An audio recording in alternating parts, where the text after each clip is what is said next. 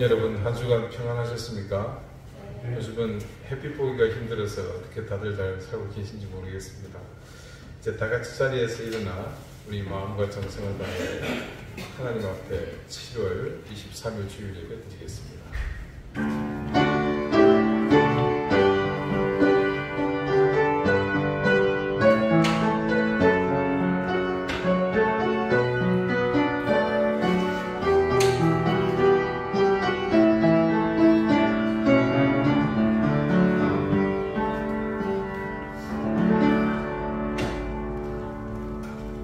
안식일을 기억하여 거룩하게 지키라. 이는 엿새 동안에 나 여호와가 하늘과 땅과 바다와 그 가운데 모든 것을 만들고 일곱째 날에 쉬었습니다. 그러므로 나 여호와가 안식일을 복되게 하여 그날을 거룩하게 하였느니라. 아멘. 성부, 성자, 성령으로 삼위일체 되신 하나님, 고난과 환난 중에 요동하지 않으며 고요히 하나님의 거룩함을 바라보고 경배와 찬양을 드립니다. 삶의 서른함 속에서 수많은 시간이 우리에게 다양한 욕구로 밀려오지만 이 시간을 구별하여 영광의 주님을 배우고자 하오니 오늘 이 구별된 거룩한 시간에 온전한 주인이 되어 주십시오. 욕심이 이끄는 그 힘과는 비교치 할 수 없는 강력한 은혜의 손으로 우리를 붙들어 주십시오. 현란하여 우리의 넋을 빼놓고도 남을 세상의 모든 손길에 흔들리지 않게 하시고 구원의 길을 향하는 그 목적이 이끄는 삶에 온전히 서게 해 주십시오. 우리의 경배와 찬양으로 기뻐하시며 동행하실 예수 그리스도 이름으로 기원하옵나이다. 아멘. 찬송가 1장 함께 찬송하겠습니다.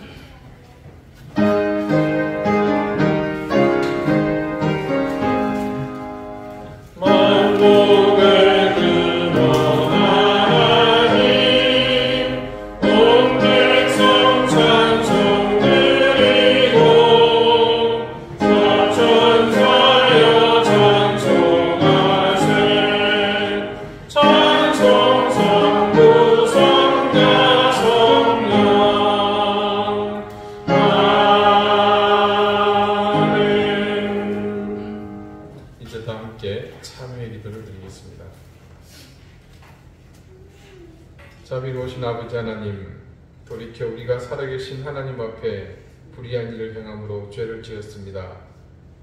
입술로, 생각으로, 그리고 행동으로 셀 수도 없는 많은 죄를 저질렀습니다.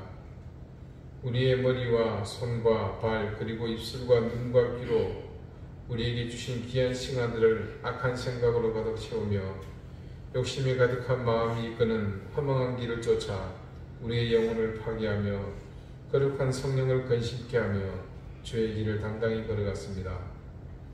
사랑하며 섬기라고 말씀하신 모든 사람들에게 무관심했으며 외면했으며 심지어 원망하며 저주하는 삶을 살았습니다. 세상의 불의에 등 돌리고 우리의 손길을 기다리는 이웃을 외면하고 나 자신만의 평온과 부유함에 만족했습니다. 주님, 우리의 이 모든 허물을 용서하여 주십시오. 불의한 삶의 모든 순간을 언제나 지켜보시는 하나님의 마음을 생각하며 그 아픈 마음으로 우리를 바라보시는 하나님의 눈길이 지금 우리 앞에 계심을 알기에 도저히 머리들 수 없어 그저 주님의 이름만을 부릅니다. 주님, 우리의 이 모든 허물을 우리에게서 제거해 주십시오. 우리를 긍휼히 여겨 주십시오. 이제는 하나님과 나만이 아는 은밀한 죄를 생각하며 계속해서 침묵 가운데 참여의 기도를 드립니다.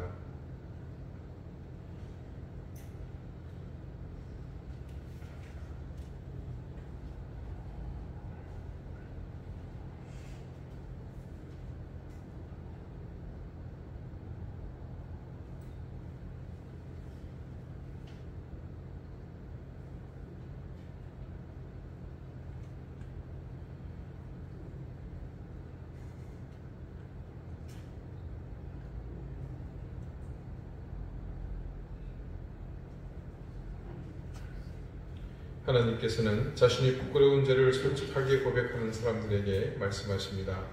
내가 그들을 내버리지 아니하며 미워하지 아니하며 아주 멸하지 아니하고 그들과 맺은 내 언약을 폐하지 아니하니니 나는 여호와 그들의 하나님이 됨이니라. 아멘. 이제는 사도신경으로 우리의 신앙을 고백하오니 나는 전능하신 아버지 하나님 천지의 창조주를 믿습니다. 나는 그의 유일하신 아들 우리 주 예수 그리스도를 믿습니다.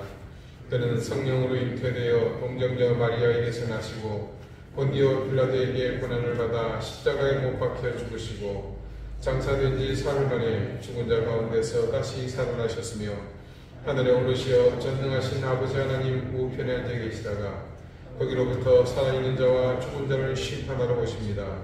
나는 성령을 믿으며 거룩한 공교회와 성도의 교제와 죄를 용서받는 것과 몸의 부활과 영생을 믿습니다. 아멘. 자리에 앉으시기 바랍니다.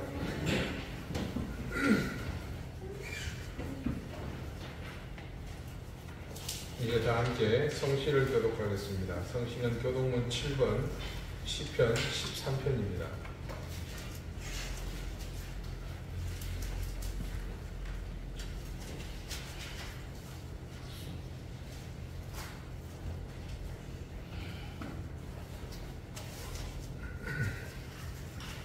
여호와여 어느 때까지이니까 나를 영원히 잊으시나이까. 주의 얼굴을 나에게서 언제까지 숨기시나이까. 나의 영혼이 번민하고 종일토록 마음에 근심하기를 어느 때까지 하오며 내 원수가 나를 치며 자랑하기를 어느 때까지 하리까. 여호와 내 하나님이여 나를 생각하사 응답하시고 나의 눈을 밝히소서.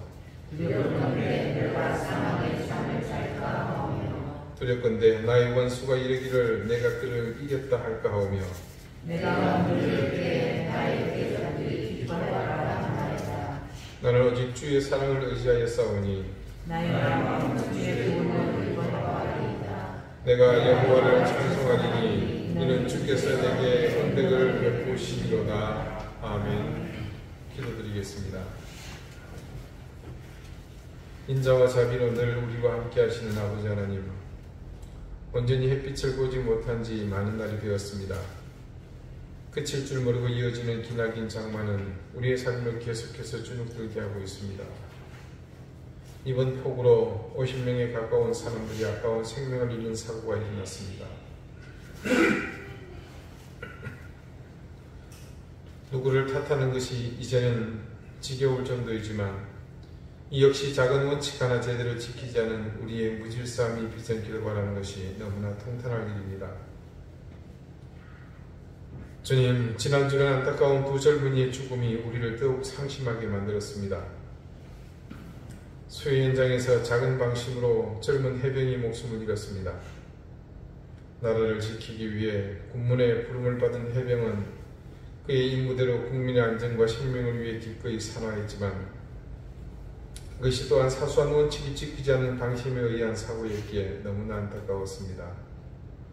그리고 더 안타깝고 비통한 것은 훈이를 양성하려 교사를 헌신한 젊은 선생님이 무너진 교권의 처참한 현장에서 그 고통을 견디다 못해 극단적 선택을 했습니다. 어느 특정 집단이 끊임없이 자신들의 사익을 위해 학생의 인권을 주장하는 납득 불가한 억지 주장에 정작 지키져야 할 교권이 추락한 그 현장에서 쓰러지고 말았습니다. 인생의 이정표요 사표가 되시는 스승의 자리를 날려버린 그 악한 집단의 광기로 무너져가는 교육의 현장을 하나님 더 이상 방치하지 않게 하시고 이 사회가 무거운 책임감으로 그 자리를 지킬 수 있게 해주십시오. 정작 교육 현장을 그 지경으로 몰아넣은 주체는 지금도 자신들의 잘못을 인정하려 하지 않습니다. 누구든 책임을 지는 세상이 되게 해주시고 그래서 그 책임의 무게로 누구든 함부로 가벼이 선택하고 주장하지 않게 해주십시오. 우리에게 거룩하라 말씀하신 하나님, 그 명령은 세상의 불의함에 동화되지 말고 우리가 지켜야 할 가치와 길을 잃지 말라는 바람이라는 사실을 한시도 잊지 않고 더욱 거룩의 구별에 힘쓰는 우리가 되게 해주십시오. 하나님, 우리가 교회라는 사실을 망각하지 않게 해주십시오. 매주일 에베소스를 통해 주시는 깨달음과 통찰을 통해 우리 이른 교회의 교우들이 자신의 교회됨과 그 교회됨의 근간에 필요한 것을 깨닫고 듣게 하심에 거룩한 부담을 가지고 자신의 삶을 개척해 나갈 수 있도록 인도해 주십시오. 전능하신 여호와 하나님의 손길로 교우들의 인생길을 살펴주시기를 구합니다. 가정이 평안하게 하시고 생업이 더욱 흥하게 해주십시오. 정직과 성실을 삶의 도구로 하나님 앞에 부끄러움 없이 매 순간에 최선을 다하며 세상 가운데 하나님 자녀의 삶을 온전히 살아내게 해주십시오. 무엇보다 건강을 잃고 매 순간 최선을 다하여 회복을 구하는 성도들이 있습니다. 하나님 그들의 손길을 외면하지 마시고 하나님께서 치유하시는 그 놀라운 능력으로 그들과 함께 해주시기를 구합니다.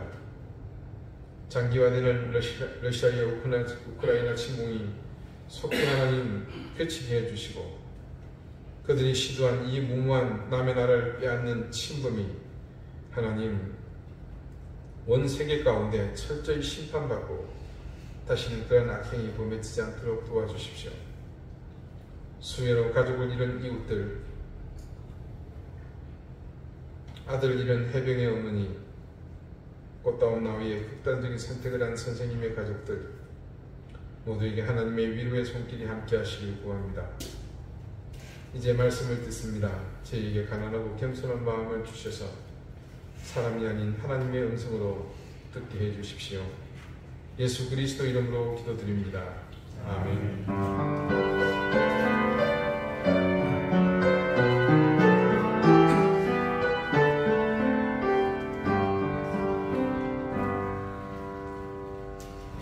48장 함께 찬송하겠습니다.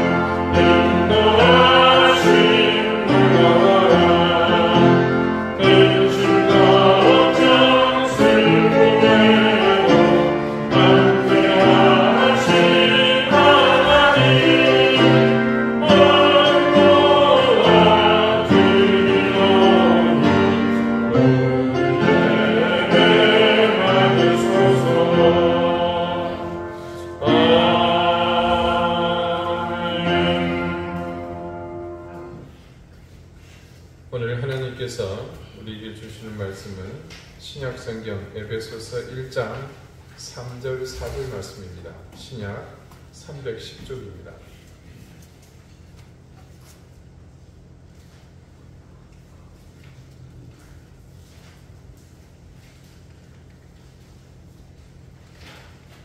에베소서 1장 3절 4절 말씀을 제가 읽겠습니다. 이제 다 같이 자리에서 일어나 하나님의 말씀을 경청하십시오. 찬송하리로다 하나님 우리 주 예수 그리스도의 아버지께서 그리스도 안에서 하늘에 속한 모든 신령한 복을 우리에게 주시되 곧 창세전에 그리스도 안에서 우리를 택하사 우리로 사랑 안에서 그 앞에 거룩하고 흠이 없게 하시려고. 아멘. 자리에 앉으시기 바랍니다. 하나님께서 이 말씀으로 우리에게 은혜 주시기를 원합니다. 오늘 3절에 이어 4절에 이르는 말씀 속에서 아주 반가운 사실을 우리가 만날 수 있습니다. 이것은 다름 아닌 또 복에 관한 이야기입니다. 네, 지난주에 이어 이번 주에도 3번에 걸쳐 복에 관한 말씀입니다. 우리에게 있어야 하는 복이 어떤 것이라고 했습니까? 당연히 그것은 하늘에 속한 신령한 것이라고 했습니다. 그런데 그 신령한 하늘에 속한 복이 어떤 물류센터 혹은 플랫폼을 통해서 우리에게 주어진다고 했죠. 그게 바로 그리스도 안이라고 했습니다. 그런 3절의 말씀이 어떻게 끝나고 있습니까? 네, 우리에게 주시되 이렇게 끝나고 있죠. 무엇을 말합니까? 그것은 여러분이 아는 그대로 하늘에 속한 신령한 복, 어떻게 그리스도 안에서 우리에게 주시는 그 복을 주시되, 문장이 끝난 게 아니죠. 4절이 뭐라고 시작합니까? 곧 창세 전에 그리스도 안에서 우리를 택하사 우리로 사랑 안에서 그 앞에 거룩하고 흠이 없게 하시려고. 이 3절과 4절은 전혀 다른 별개의 내용이 아니고 어떻습니까? 문맥상 이어진다는 것을 알 수가 있죠. 하나님께서 그리스도 안에서 우리에게 하늘에 속한 신령한 복을 주시되, 그러니까 그 목적이 뭐냐는 겁니다. 그랬더니 곧, 무슨 뜻입니까? 그 이유가 다음과 같다는 겁니다. 어떤 겁니까? 4절 본문의 말씀은 거룩하고 흠이 없게 하시려고 라고 증가합니다. 자, 여러분이 지금 3주 연속으로 귀에 제법 눌러앉은 성경적 복의 개념이 여기서도 반복되고 있다는 것을 알 수 있겠죠. 다시 한번 정의해 봅시다. 복은 하나님의 AS다. 즉 하나님이 만드신 제품, 여기 앉아있는 이 제품들이 제 기능을 다할 수 있도록 애프터 서비스 해주시는 것이 뭐다? 성경에서 말하는 복이다. 자, 거룩하고 흠이 없게 하시려고. 이 말씀과 내용이 다르지 않다는 것을 알 수 있죠. 이 사실이 구약 처음 하나님께서 천지를 지으시고 하신 말씀과 내용이 전혀 다르지 않다는 것은 이것이 진정한 의미의 복의 개념이라는 사실을 다시 한번 확고히 바울을 통해서 우리에게 전하고 있는 것입니다. 그러므로 우리는 이 복의 개념을 누구보다 정확히 인지함으로써 적어도 우리 교회의 교우들은 일생을 허황한 것을 쫓는 신앙이 아니라 누구보다 바르고 정직한 신앙을 통해서 다른 사람들은 누리지 못하는 정말 귀한 하나님의 은혜를 누리고 소유하신 여러분이 되시기를 바랍니다. 여러분, 사실 기독교 신앙 안에 있는 우리도 모두 부족한 사람들입니다. 여러분도 자인하시겠지만 우리가 세상 사람들보다 나은 게 얼마나 있겠습니까? 우리도 마찬가지입니다. 돈을 사랑하고 물질을 사랑하고 재물을 좋아하는 것, 저를 포함한 우리의 솔직한 모습이지 않습니까? 그래서 우리는 포장을 조금 다르게 했을 뿐 많은 기도와 간구 속에 돈과 물질, 재물을 구하면서 살았습니다. 그것이 기도요, 삶의 목표였던 것입니다. 그런데 그런 기도와 간구가 우리 삶에 차지하는 분량이 많아지게 되면 조금 곤란합니다. 왜냐하면 정말 가치 있는 신앙의 주제는 그것들보다 더 높은 차원이기 때문입니다.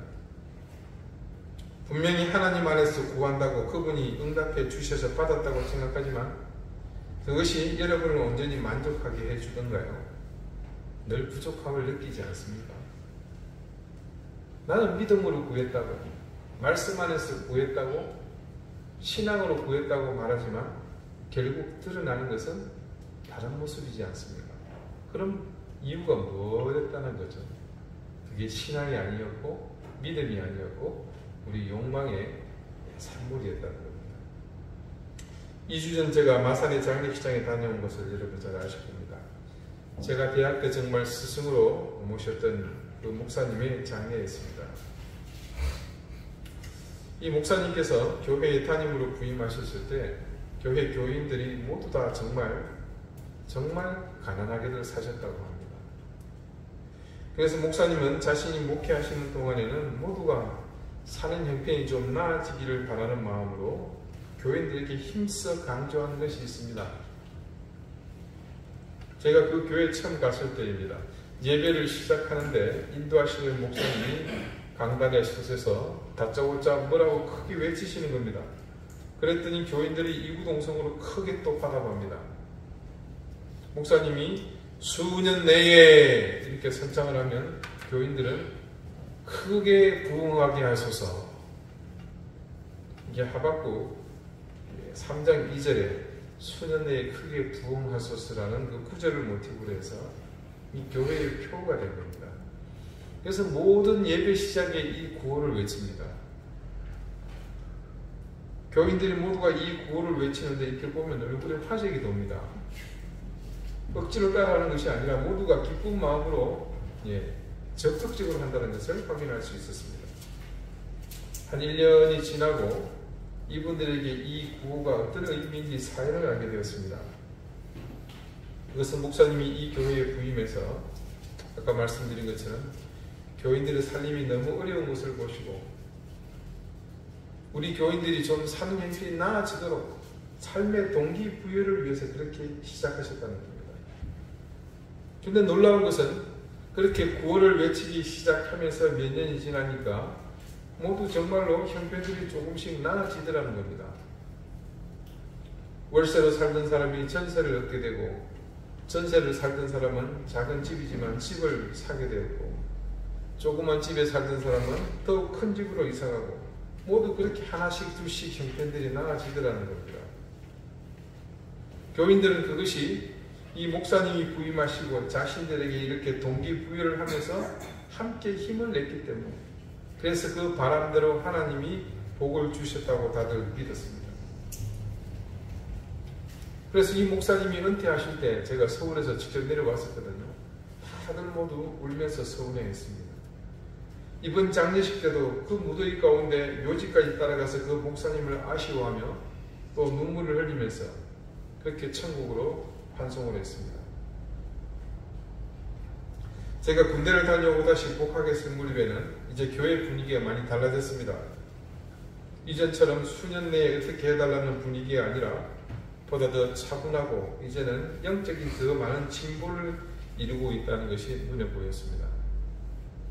그전 교회는 오래된 그 슬레이트 지붕으로 된 교회당을 부수고 새롭게 교회를 건축했습니다. 제 기억으로 그때 교회는 새로운 예배당 건축을 위해 정말 간절히 기도했고 그리고 성전을 헌당할 때 교인들은 모두가 감격해하지 않았던 것을 생생하게 기억합니다. 교회들마다 건축을 하게 되면 교인들이 경제적인 부담 때문에 다들 시험에 들어갑니다. 그런데 이 교회는 그때 제가 본 기억으로는 어느 누구도 그것 때문에 시험 든 사람들이 없었습니다. 자신들이 받은 것에 대해서 기뻐하며 기꺼이 헌금했던 것이죠. 여러분 생각해 보십시오. 만약에 그때 교인들이 계속해서 예전의 그 구호를 버리지 않고 반복해서 하고 있다면 어떻게 되었을까요? 아마 모르긴 해도 계속해서 더 많은 것을 소유하는 것에 신앙의 목적이 머물지 않았겠습니까? 더 좋은 집, 더 좋은 자동차, 더 좋은 환경을 위해 사는 것이 신앙의 목표가 된다면 그것이 얼마나 불행한 일이겠습니까? 그런데 교회는 더 이상 그런 것에 목표를 두지 않았습니다. 목사님은 그 시점을 정확히 아셨고 더 이상 그것이 전체 교회의 동력이 되지 않도록 목회의 방향을 전환하셨던 겁니다. 목사님은 성경적인 복의 개념이 무엇인지 정확히 아셨던 것이죠. 무지한 교인들이 처음에는 그저 사는 형편이 너무 어렵기 때문에 그 생활고를 벗어버리기 위해 열심히 앞만 보고 달리며 기도하고 목사님의 영적 지도를 받았지만 그것이 신앙의 진짜 목표가 되지 않도록 교인들의 영적 성숙을 함께 일구어 가셨던 겁니다. 오늘 4절 말씀을 우리 다시 한번 볼까요? 4절에는 3절에서 사용된 것과 같은 표현이 하나가 반복되고 있는 것을 볼 수 있습니다. 찾아보시겠습니까? 뭐죠? 네, 그리스도 안에서입니다. 역시 해외를 다녀오신 우리 공익선생님이 보는 시간이 늘어오십니다. 그리스도 안에서라는 것이 어떤 의미인지 우리는 지난 말씀을 통해서 알게 되었습니다. 우리의 자아가 죽지 못해서 살아있다면 그것은 그리스도 안에 거하는 것이 아니라고 했습니다. 우리 자신을 부인하고 십자가를 질 때 우리가 비로소 그리스도 안에 거하는 것이며 그 안에 거할 때 하나님께서는 하늘에 속한 신령한 복을 우리에게 주신다고 했습니다. 그런데 오늘 그리스도 안에 거하는 우리가 단지 우리의 의지로 그 안에 들어가는 것이 아니라 그것이 하나님께서 우리를 그리스도 안에서 창조해서 어떻게 하셨다고요? 선택하셨다고, 택하셨다고 증거하고 있습니다. 자, 지난주 말씀에는 우리가 그리스도 안에 거해야만 하늘에 속한 신령한 복을 받는다고 여러분에게 말씀을 선포했지만 사실 저는 그 말씀에 대해 상당히 무책임한 부분이 조금 있습니다. 왜냐면 뭡니까? 여러분에게 알아서 좀 들어가라 그랬죠. 구체적인 방법들을 제가 여러분에게 조목조목 제시하지 않았습니다. 그런데 오늘 말씀에는 막연했던 그 사실에 대한 해답이 있습니다. 우리가 그리스도 안에 거하게 된 것은 분명 우리의 선택에 따른 결과였습니다. 하지만 그 결정에 이르기까지의 전 과정이 온전히 우리의 자발적인 선택과 의지의 산물이 아니라는 것을 여기서 말씀하고 있습니다. 이것은 한마디로 하나님의 자발적이고 주권적인 은혜로 이루어진 것입니다. 하나님이 우리를 사랑하고 싶어서 우리를 사랑하셨고 우리를 택하고 싶어서 우리를 선택하셨다는 말입니다. 자, 요한복음 15장 16절이 이렇게 증거합니다. 너희가 나를 택한 것이 아니요 내가 너희를 세웠나니 이는 너희로 가서 열매를 맺게 하고 또 너희 열매가 항상 있게 하여 내 이름으로 아버지께 무엇을 구하든지 다 받게 하려 함이라. 요한이 증거하는 예수님이 하신 말씀에는 분명히 무엇을 받고 있는 것이 있죠. 너희가 나를 택한 것이 아니라 내가 너희를 택했다는 겁니다. 여러분 우리 잘 알잖아요. 하나님이 우리에게 복을 주시는 것은 여러분이 복을 받을 만한 어떤 자격이나 또 아니면 우리가 다른 데 어떤 쓸모가 있어서 그런 것 아닌 것 잘 아시잖아요. 그렇죠? 그냥 오로지 하나님께서 은혜로 그저 주시는 겁니다. 그래서 은혜일 뿐인 거죠. 저와 여러분을 향해 오는 하나님이 주시는 모든 복은 그래서 예외 없이 하나님의 주권적 은혜의 표징이 있습니다.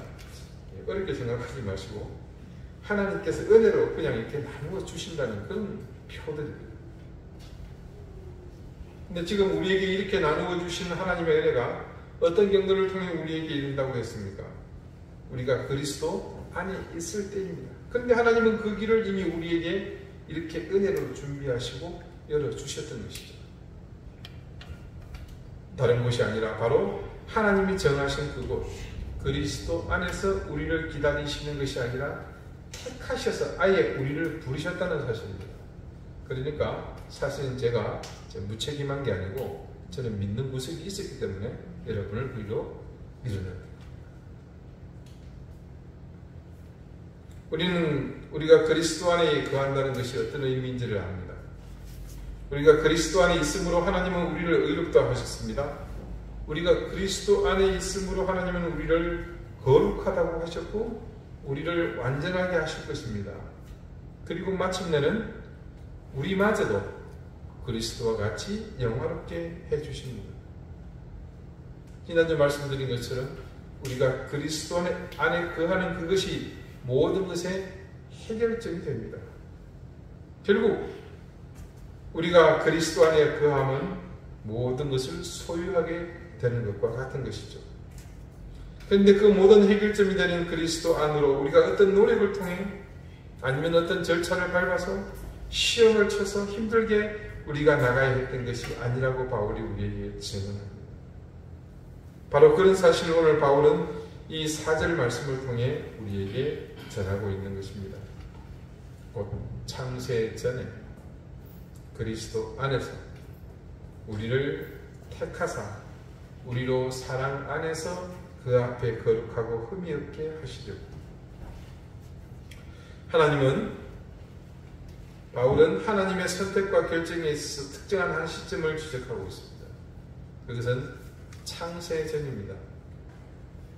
하나님께서 세상을 만드시기도 전에 이미 우리를 그리스도 안에 거하도록 선택하셨다는 이 말씀의 의미를 생각하다가 제가 한 가지 깨달은 사실이 있습니다. 하나님께서 이 세상을 만드신 목적이 여기에 있었구나. 즉 하나님은 우리를 그리스도 안에 거하게 하시려고 이 세상을 만드셨다는 말입니다. 누군가 이런 질문을 합니다. 하나님이 이 세상을 왜 만드셨냐고요?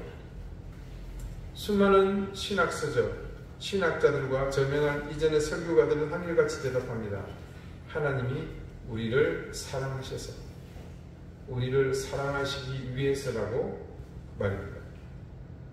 즉 이 세상을 만드신 원동력, 그 동기는, 그 근원의 이유가 되는 힘은 하나님의 사랑이라고 말입니다.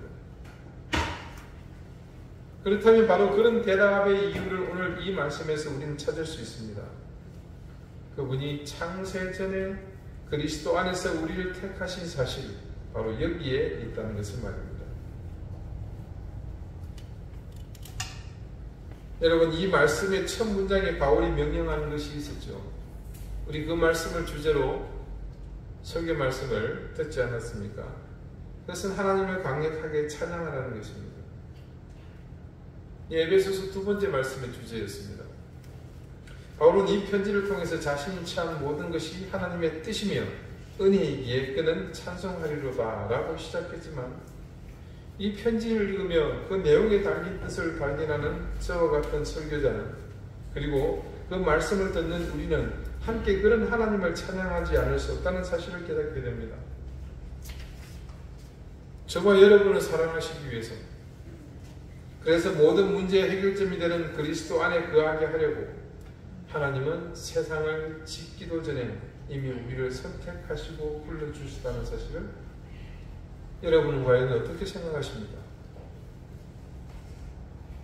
세상에 어떤 신이 있어서 인간을 이렇게 사랑하는 신이 있었겠습니까? 어떤 위대한 존재가 이렇게 말도 안 되는 한 가지를 성취하려고 그토록 우리가 상상도 할 수 없는 그 시점에서부터 계획을 할 수 있다는 말입니다.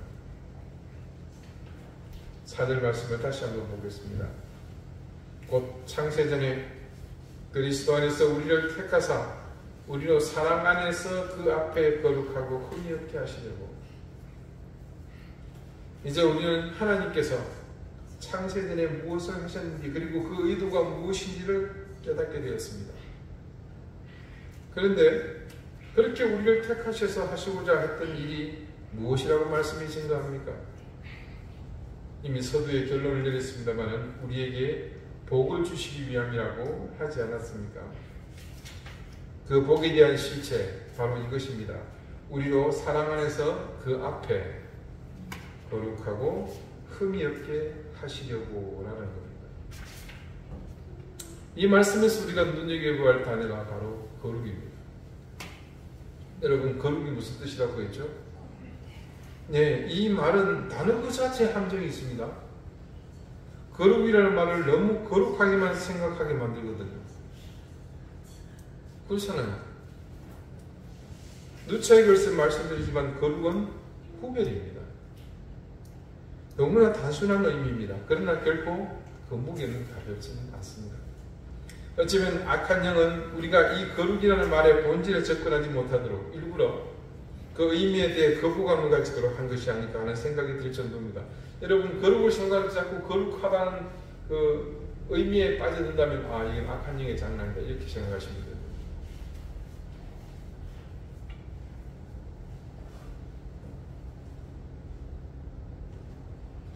지금까지 말씀드린 모든 하나님의 일하심과 우리와의 관계가 많은 인과관계로 얽혀 있는 것으로 보이지만 결국 우리가 할 수 있는 것은 단지 이것 하나입니다.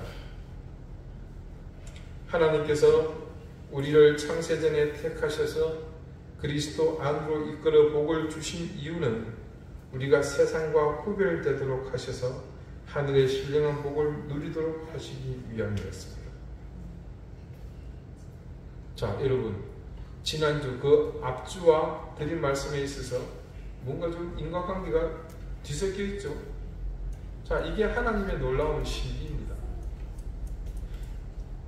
네, 그분은 시간의 지배를 받지 않으시기 때문에 이런 관계를 통해서 우리를 하나님의 신령한 복 안에 묶어두시도록 그리스도 안으로 저와 여러분을 초청하신 겁니다. 그러니까 마지막 우리가 이루어야 할 한 가지는 바로 거룩, 이 세상과의 구별을 이었던 것입니다. 돈과 권력, 그리고 그것을 바탕으로 한 힘의 논리가 지배하는 세상의 길을 가지 않고 하나님이 만드신 공의와 질서를 따라 사는 삶, 그 길을 가도록, 그리고 그 길을 감으로 누리게 될 신령한 하늘에 속한 복을 우리에게 그분이 주시고자 하십니다.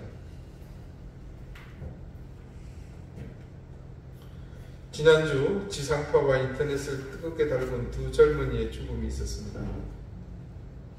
둘 다 20대 초반의 나이기에 그들의 죽음은 너무나 안타깝고 또 아까웠습니다. 해병대원의 죽음은 다급한 나머지 작은 수칙 하나 지키지 않아서 발생한 불행한 일이었습니다. 그만큼 원칙을 고수하는 것이 얼마나 중요한지 세상이 깨닫게 되는 정말로 안타깝고 비통한 희생이었습니다. 그런 반면 또 다른 죽음, 초등학교 선생님의 극단적인 선택은 또 다른 문제였습니다. 언제부터인가 특정 집단에서 조직적으로 전개된 소위 학생인권조례라는 법이 교육 현장을 순식간에 무너뜨려 버렸습니다. 교육을 받아야 되는 아이를 인권의 주체로 보기 시작하니까 이 아이들은 통제불능 상태가 되어버렸고 그 혼란에 대한 모든 여파는 모두 현장을 지도하시는 선생님들의 몫이 되어버렸습니다. 이 선생님의 극단적인 선택은 이미 예견된 것이었습니다. 제 지인 중에 현직 초등학교 교사로 있는 분이 있어서 이 일로 상심할 것 같아 생각하며 제가 어제 아침 다음과 같은 위로의 문자를 보냈습니다. 아무개 선생님, 같은 동료의 후배인 선생님의 극단적 선택 때문에 얼마나 마음이 허탈하고 안타까우세요. 언제부터 우리 사회에 스승이라는 말이 설 자리가 없어지는 것이 너무 안타까웠습니다. 사명감과 사랑을 가지고 제자들의 삶을 보며 생의 보람을 삼던 그 자리를 망가뜨린 사람들이 너무 싫었습니다. 초등학교 때 언젠가 큰아이가 선생님에게 체벌받고 집에 온 적이 있었습니다. 부모인 저희는 처음에 속상했지만 보는 순간 가슴이 먹먹해졌습니다. 이 아이에게 매를 대시는 선생님의 마음이 그대로 전해졌기 때문입니다. 그런 선생님이 우리 첫째와 둘째의 마지막 학년 담임을 해주신 것이 우리 아이들 인생에 얼마나 큰 복이요 행운이었는지 모릅니다. 어쩌면 사회의 근간을 가장 건강하게 세울 이 교육의 현장을 어떤 세력들은 자신들의 이익을 위해 이렇게 만들고 정작 그에 대한 부작용에 대해 책임은 전혀 지지 않고 있는 모습이 너무 화가 났습니다. 이제 일선에 계신 선생님들이 그 부작용을 고스란히 떠안고 그나마 근근히 버텨오셨는데 이제는 한계에 다다른 것 같습니다. 꼭 제 큰아이 또래인 선생님의 극단적 선택이 너무나 가슴이 쓰립니다. 기어이 올 것이 오고 말았다는 생각과 더불어 분노가 치밀어 오릅니다. 선생님들의 분노와 허탈함에 비하겠습니까만 그래도 우리 같은 사람들은 함께 분노하며 선생님들을 응원하고 지지할 것입니다. 힘드시겠지만 한 분 선생님의 희생이 헛되지 않도록 잘 감당해 주시고 저 또한 함께 같은 마음으로 참여하겠습니다. 무슨 말로 선생님들께 위로가 되겠습니까마는 선생님들만의 외로운 싸움이 아님을 꼭 기억해 주십시오.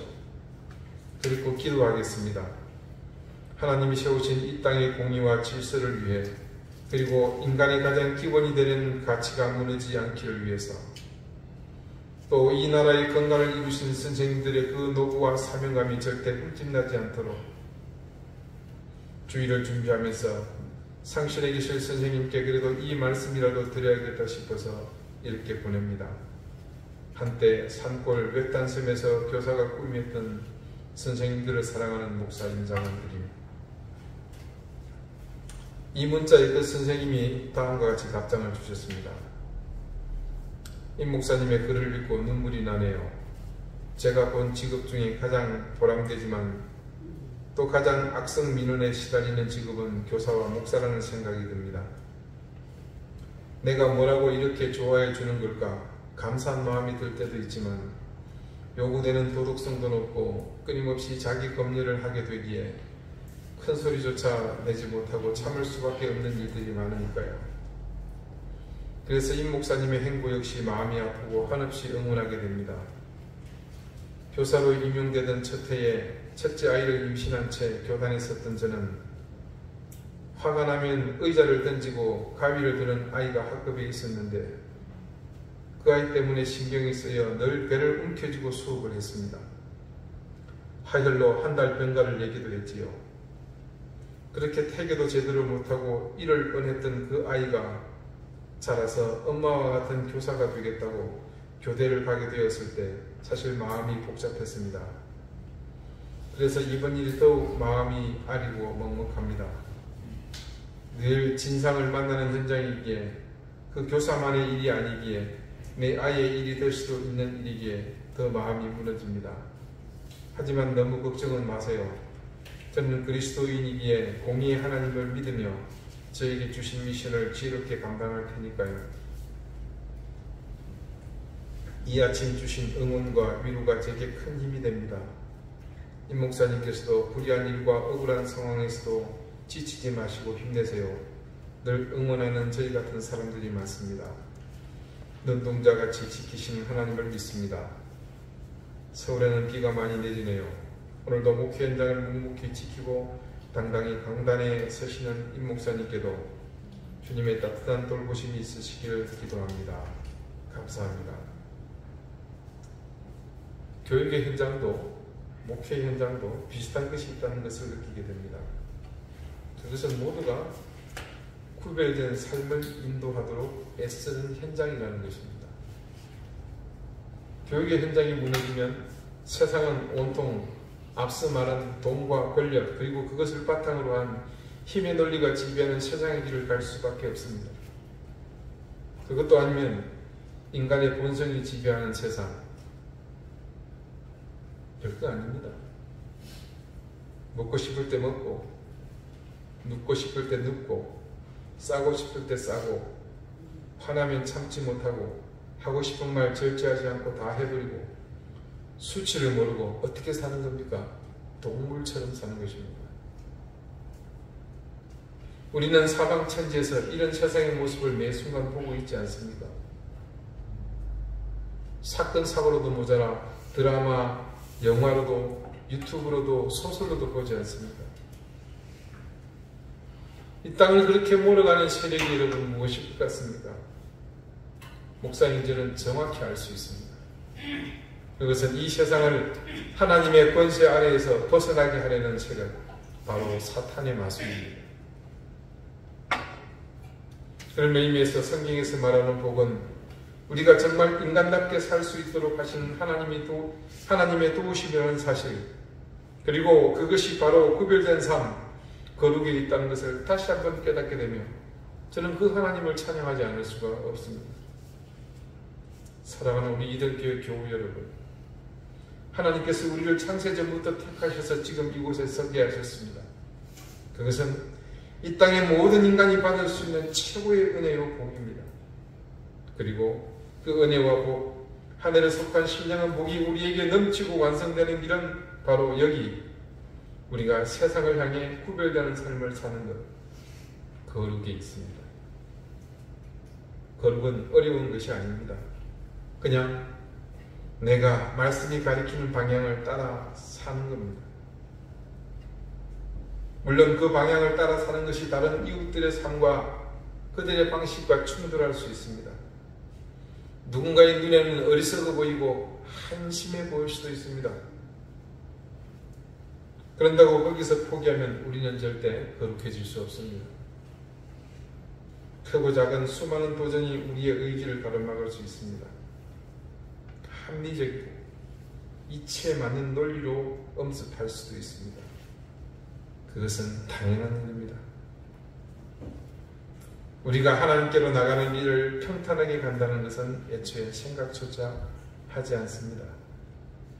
그러나 이 땅의 교회는 바로 그런 상황에서도 좌우를 돌아보지 않고 묵묵히 자신의 길을 걸어간 믿음의 사람들에 의해서 그 명맥을 유지할 수 있었습니다. 제가 기도할 때마다 자주 사용하는 문구가 있습니다. 그것은 그래도 교회가 세상의 유일한 희망이라는 말입니다. 그것은 다른 말로 어떤 뜻이겠습니까? 그 교회된 여러분 한 사람 한 사람이 이 세상의 유일한 희망이라는 뜻이기도 합니다. 과거에도 그랬지만 지금도 마찬가지입니다. 수많은 위협 속에서 우리가 하나님의 자녀로 구별되어 세상을 향해 자신의 길을 감당한다면 여전히 교회가 이 세상의 희망으로 하나님의 뜻을 지켜나가는 곳이 되리라 저는 믿어 의심치 않습니다. 저는 여러분이 모두 이 세상의 희망이라고 믿습니다. 그래서 하나님은 여러분에게 하나님께 속한 신령한 복을 넘치게 부어주시리라고 하고 또한 믿어 의심치 않습니다. 사랑하는 여러분, 우리는 하나님께서 창세전에 택하셔서 이곳으로 부른 존재입니다. 단지 부르는 것으로 그치지 않고 우리를 그리스도 안에 두심으로 우리에게 하늘에 속한 신령한 복을 넘치게 부어주시려고 부르셨습니다. 여러분의 복된 인생을 기억하시며 그 복을 통해 세상에 여러분이 가진 귀한 것들을 흘려보내며 희망이 되어 주시기를 간구합니다. 기도드리시겠습니다. 하나님, 우리가 거룩해지기를 원하셔서 하나님은 창세전부터 우리를 그리스도 안에서 택하셔서 불러주셨습니다. 우리 이된 교회의 교우들이 그 사실을 알고 그 깨달음 속에서 우리의 가치를 바로 알게 해주십시오. 끊임없이 우리에게 엄습해오는 세상의 논리와 가치에 흔들리지 않게 하시고 오로지 하나님의 말씀이 가리키는 방향을 향해 꺾이지 않고 나아가게 해주십시오. 그래서 세상과 구별되며 거룩함을 이루어가는 신앙의 삶이 되게 해주십시오. 하나님은 여전히 우리가 세상의 희망이 되기를 바라신다는 사실을 기억하며 오늘 우리가 거룩을 향해 내딛는 작은 걸음이 가진 무한한 가치를 기억하며 용기를 얻게 해 주십시오. 예수 그리스도 이름으로 기도드립니다. 아멘. 찬송가 15장 함께 찬송합니다.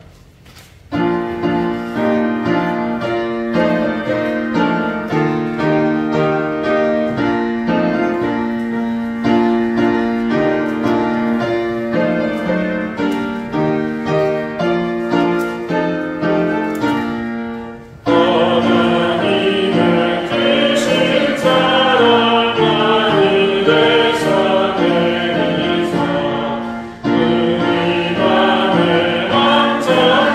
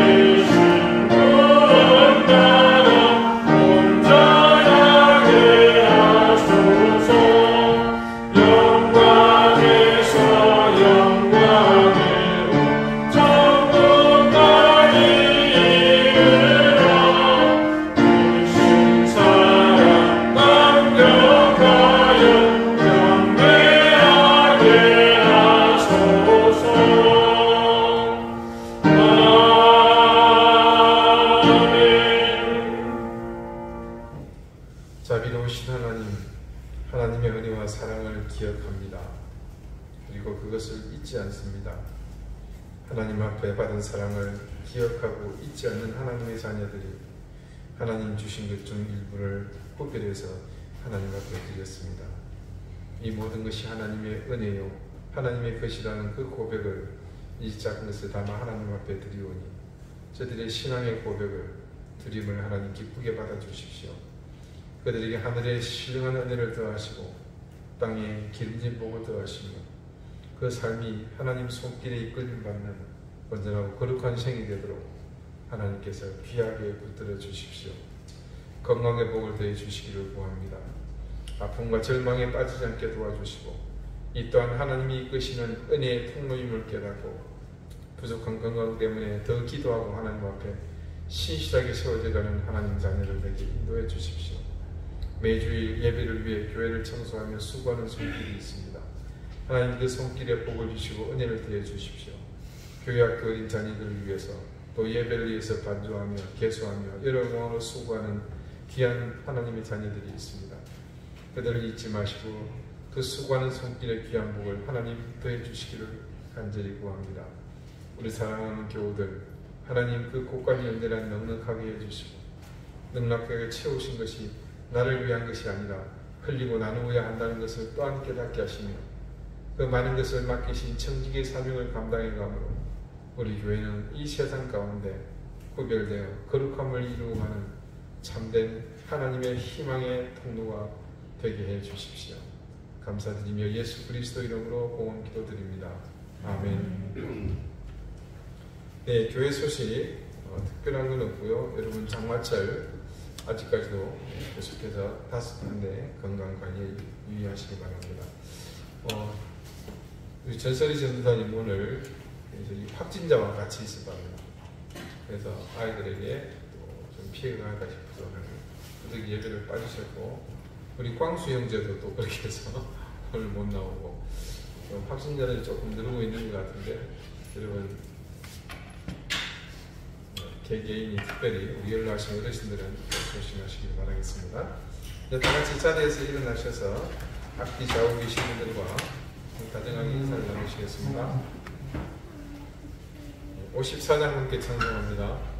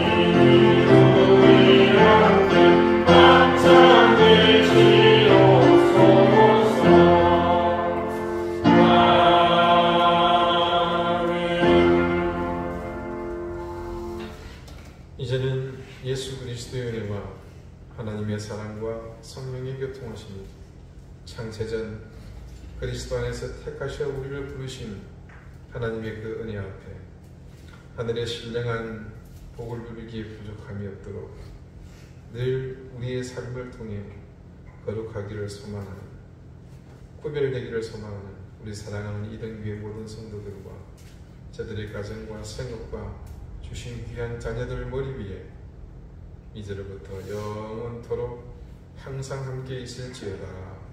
아멘.